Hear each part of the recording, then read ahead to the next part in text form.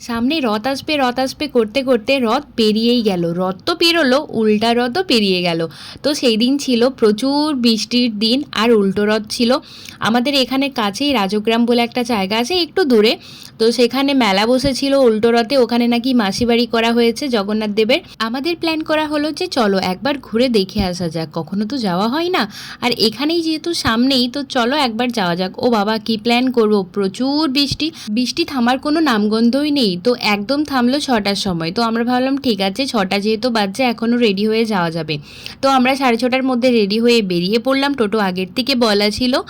তো তারপর এই দেখো তোমাদেরকে দেখাচ্ছি, আমি দেখে এতটা খুশি হয়েছি যে এই জায়গার মধ্যে এত সুন্দরভাবে ম্যানেজ করে করা হয়েছে।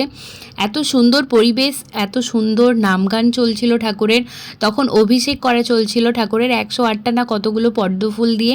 তো এত ভিড় ছিল, আমি ভালোভাবে ক্যাচ তো করতেই পারিনি, ভালোভাবে ভিডিওগুলো তুলতে পারিনি, দেখতে পাচ্ছ কত ভিড় ছিল।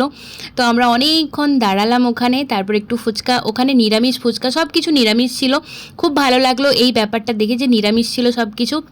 তো আমরা ফুচকা টুচকা খেলাম, তারপর আবার বাড়ি চলে এলাম। তোমাদের কেমন লাগলো জানিও।